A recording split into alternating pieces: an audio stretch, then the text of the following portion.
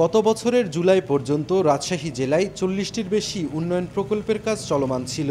এর মধ্যে সড়ক প্রশস্তকরণ, ব্রিজ কালভার্টের পাশাপাশি নগরীতে 4টি ফ্লাইওভার নির্মাণের কাজ চলছিল দ্রুতগতিতে। গত বছরের ৫ আগস্ট রাজনৈতিক প্রেক্ষাপট পরিবর্তন হলে অনেক ঠিকাদার কাজ ফেলে পালিয়ে যান। এরপর কয়েক মাস বন্ধ থাকার পর আবারও প্রকল্পগুলোর কাজ শুরু হলেও ধীরগতির কারণে চরম দুর্ভোগে পড়েছেন বাসিন্দারা। যানবাহন চালকরা জানান, সামান্য বৃষ্টিতে কাদা সৃষ্টি হওয়ায় চলাচলের অনুপযোগী হয়ে পড়ছে অনেক রাস্তা। একই অবস্থা নওগাঁ, বগুড়া, নাটোর, পাবনা ও সিরাজগঞ্জের শতাধিক উন্নয়ন প্রকল্পের কাজের। ঠিকাদার পালিয়ে যাওয়ায় অনেক প্রকল্পের কাজ এখনও শুরুই হয়নি। যেগুলো নতুন করে শুরু হয়েছে তারও ধীরগতি। 20 কোটি টাকার বাজেট আর কাজ মনে করেন যে আপনার 3 বছর প্লাস হয়ে যাচ্ছে, এখনো পর্যন্ত কমপ্লিট করতে পারে নাই। আশা করি যে এই কাজটা দ্রুত কাজ করে দেয়, জনগণের শান্তি হোক, জনগণ যাতে চলাফেরা ঠিকমতো করতে পারে। একটু তো বৃষ্টি হলে এখানে দেখা যাচ্ছে যে সব জায়গায় গাথা আছে, এই গাথাগুলোতে পানি জমে থাকতেছে। কিছুক্ষণ আগে আমি গাড়ির কাজ করে নিয়ে আসলাম।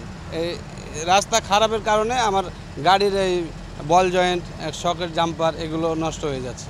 রাস্তাটা তাড়াতাড়ি মেরামত করার জন্য আমরা সরকারের কাছে আবেদন জানাচ্ছি।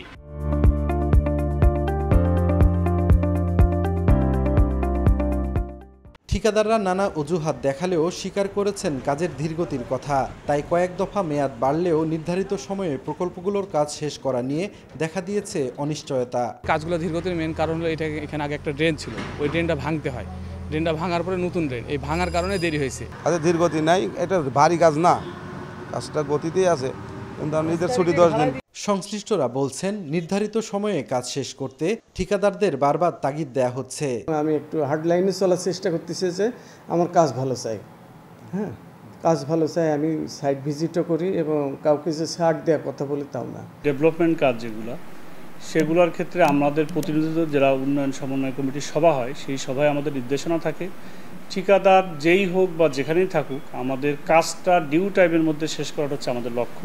ঠিকাদার যদি নাও থাকে সেই ঠিকাদারের রিপ্লেসমেন্ট তৈরি করে আমরা দ্রুত কাজ শেষ করে ফেলব ইনশাআল্লাহ। রাজশাহী বিভাগের 8টি জেলায় 150-র বেশি উন্নয়ন প্রকল্পের কাজ চলমান আছে। এসব কাজে ব্যয় ধরা হয়েছে প্রায় 3.5 কোটি টাকা। সাইফুর রহমান রকি, সময় সংবাদ, রাজশাহী।